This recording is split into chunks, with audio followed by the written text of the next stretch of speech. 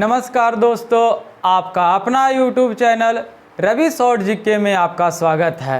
तो आज है 17 अप्रैल और 17 अप्रैल से जितने सारे महत्वपूर्ण करंट अफेयर बना है जो हम आपके बीच लाए हैं, तो आप शिद्दत से देखिएगा क्योंकि हम आपके बीच वही प्रश्न लाते हैं जो परीक्षा में पूछने की संभावना रहता है। तो जैसा कि आप लोग जानते हैं कि आज 17 अप्रैल है, तो सिर्फ 17 अप्रैल का करंट अफेयर नहीं रहता है, इसमें 2021, 2022 जनवरी, फरवरी, मार्च और आज 17 अप्रैल तक रहेगा। तो चलिए शुरू करते हैं। तो सबसे फर्स्ट प्रश्न है, हाल ही में विराट कोहली के बाद T20 क्रिकेट में 10,000 रन पूरा करने वाले दूसरे भारतीय बल्लेबाज कौन बन गए हैं?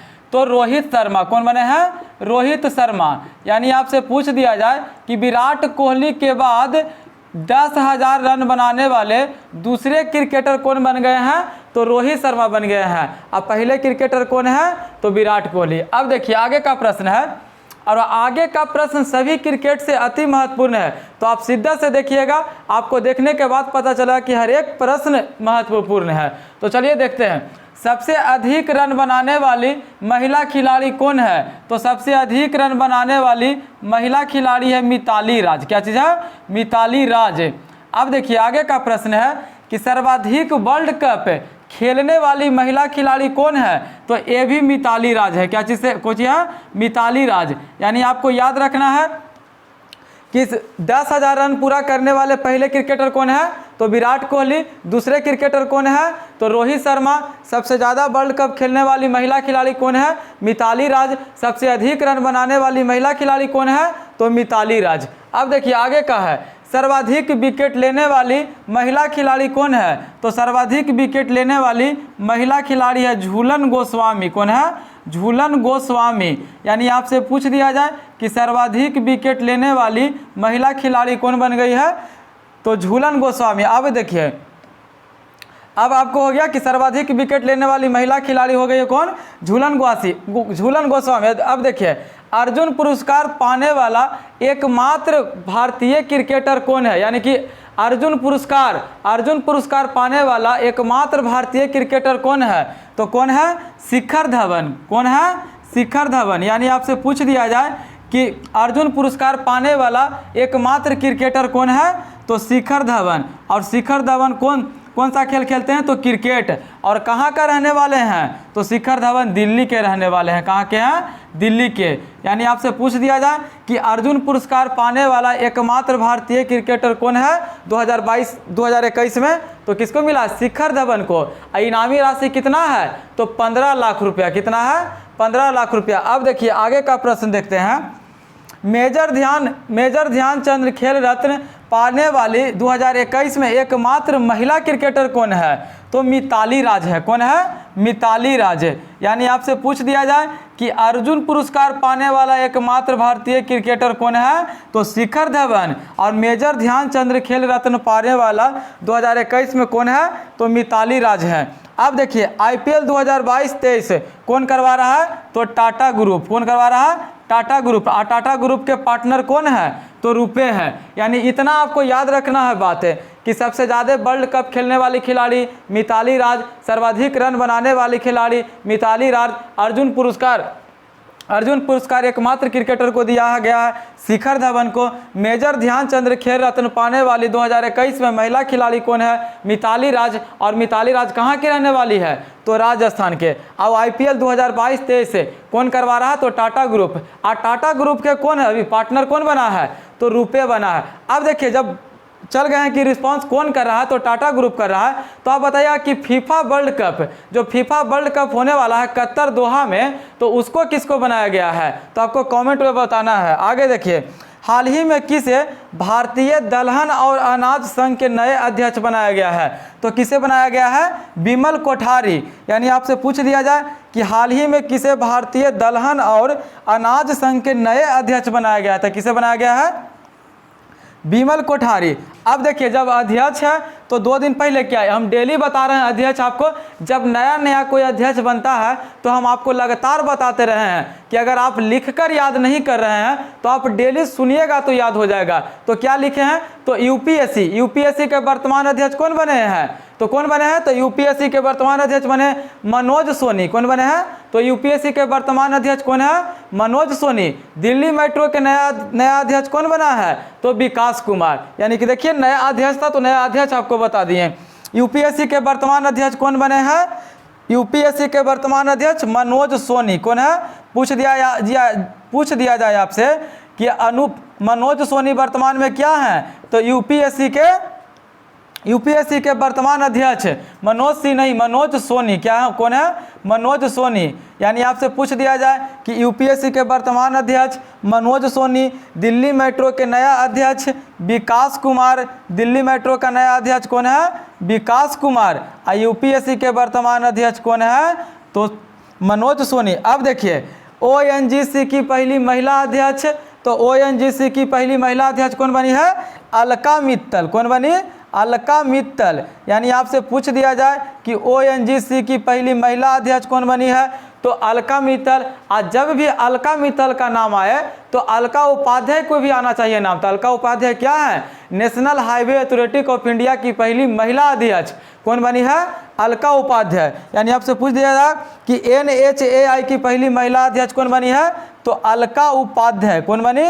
अलका उपाध्याय। यानी आपसे पूछ दिया जाए कि ओएनजीसी की पहली महिला अध्यक्ष कौन है? तो अलका मित्तल। और national highway authority of India की पहली महिला अध्यक्ष कौन बनी है? तो अलका उपाध्याय। यानी कि देखिए अभी आपके बीच 5 से 6 प्रश्न भी हम लाए होंगे, लेकिन आपको देखने से पता चल रहा होगा, ऐसा आप अनुमान लगाते होंगे कि जो भी हम प्रश्न आपके बीच बताते हैं जो मतलब कि आपको बेकार एक भी नहीं लगता होगा, पढ़ने में मन लगता होगा, हम उम्मीद करते हैं। और जब आपको पढ़ने में मन लग रहा है तो आपका इतना फर्ज बनता है कि आपका भाई जब इतना आपके लिए मेहनत कर रहा है, जैसा कि आप लोग देख सकते हैं कि हम बोर्ड पर एक बार लिखते हैं उसका बाद हम हल कराते हैं, यानी कि आंसर सबका लिखते हैं। और आप और किसी का वीडियो आप देखिए जाकर, बहुत सारा चैनल है जिसमें क्या होगा कि ऐसे पीछे से सिर्फ बोलते रहते हैं और उसका आंसर टिकअप करना है, लेकिन नहीं, हम आपके बीच मेहनत करते हैं। सबसे पहले बोर्ड पर लिखते हैं और क्या आंसर उसका हम फिर लिखते हैं। यानी कि सब समझ सकते हैं कि आपके बीच हम कितना मेहनत करते हैं तो आपके बीच लाते हैं। तो जब हम आपके लिए इतना मेहनत कर रहे हैं तो आपका इतना फर्ज बनता है कि आप अगर हमारे चैनल पर पहली बार हैं तो चैनल को सब्सक्राइब करना न भूलें और अपने दोस्तों के पास शेयर जरूर करें, और वीडियो अच्छा लगता है तो लाइक करना न भूलें। तो चलिए आगे का प्रश्न देखते हैं। आगे का प्रश्न है कि जंगली जानवरों को कानूनी अधिकार देने वाला पहला देश कौन बन गया है? तो इक्वाडोर बन गया है। कौन बन गया है? इक्वाडोर। यानी आपसे पूछ दिया जाए कि जानवरों को कानूनी अधिकार देने वाला देश का पहला कौन बन गया है? तो इक्वाडोर बन गया है। कौन बन गया? इक्वाडोर। अब देखिए जब एक देश है तो कुछ दिन पहले हम आपको बताए हैं क्या कि 10 लाख का नोट जारी करने वाला पहला देश कौन बन गया है? तो वेनेजुएला बन गया है। कौन बन गया है? वेनेजुएला। यानी दो बात आपको याद रखना है कि जानवरों को कानूनी अधिकार देने वाला विश्व का प्रथम देश इक्वाडोर, 10 लाख का नोट जारी करने वाला प्रथम देश कौन बन गया है? वेनेजुएला बन गया है। एक बात और आपको बताए थे कि बाल विवाह मुक्त 2030 तक घोषणा किया है। कौन सा? तो दक्षिणी सूडान देश। यानी 3 देश का नाम याद रखना है। अब देखिए आगे का है, भारत का पहला वाटर मेट्रो वाला शहर कहाँ में है? तो कोची में है। और कोची कहाँ में है? तो कोची केरल में है। कहाँ में है? कोची केरल में है। यानी आपसे पूछ दिया जाए कि भारत का पहला वाटर मेट्रो वाला शहर कोची में खोला गया है, और कोची कहाँ में है? तो केरल में है। अब देखिए केरल का नाम जैसे ही आए तो आपको एक ये बात याद रहना चाहिए, केरल का क्या? ग्राफीन नवचार केंद्र कहाँ में खोला गया है? तो ग्राफीन नवचार केंद्र केरल में खोला गया है। और ग्राफीन क्या होता है? सबसे पतला पदार्थ। यानी कि ग्राफीन नवचार केंद्र कहाँ में खोला गया है? तो केरल में खोला गया है। अब देखिए आगे का प्रश्न है कि हाल ही में किस राज्य के मुख्यमंत्री द्वारा प्रहरी योजना शुरू किया गया है? तो प्रहरी योजना का संबंध किस राज्य से है? तो उत्तराखंड के से है। कहाँ से है? उत्तराखंड से है। अब देखिए आगे का जो प्रश्न है जो परीक्षा के लिए अति महत्वपूर्ण है, तो आप सीधे से देखिए क्या है कि हाल ही में कितने व्यक्ति को पद्म विभूषण पुरस्कार दिया गया है? तो हाल ही में कितने व्यक्तियों को पद्म विभूषण पुरस्कार दिया गया है? तो 4 गो के दिया गया है। कितने गो के? 4 गो के। अब देखिए किनको किनको दिया गया है? तो पहला नाम है जनरल बिपिन रावत। जनरल बिपिन रावत कौन थे? तो भारत के पहले CDS है। आइए कहाँ के रहने वाले हैं? तो उत्तराखंड के। कहाँ के? उत्तराखंड के। यानी आपसे पूछ दिया जाए कि हाल ही में कितने व्यक्तियों को पद्म विभूषण पुरस्कार दिया गया है? तो 4 व्यक्तियों को दिया गया, जिसमें पहला नाम है जनरल बिपिन रावत, भारत के पहला CDS जो उत्तराखंड के रहने वाले हैं। प्रज्ञा अन्य भी हैं, जो प्रज्ञा अन्य कहाँ के हैं? महाराष्ट्र के रहने वाले हैं। कहाँ के हैं? महाराष्ट्र के। अब देखिए राधे प्रसाद खेमका, यानी कि राधे प्रसाद खेमका कहाँ के रहने वाले हैं? तो उत्तर प्रदेश के रहने वाले हैं। कहाँ के हैं? उत्तर प्रदेश के रहने। अब देखिए कल्याण सिंह कहाँ के रहने वाले हैं? तो कल्याण सिंह उत्तर प्रदेश के रहने वाले हैं। कहाँ के हैं? उत्तर प्रदेश के।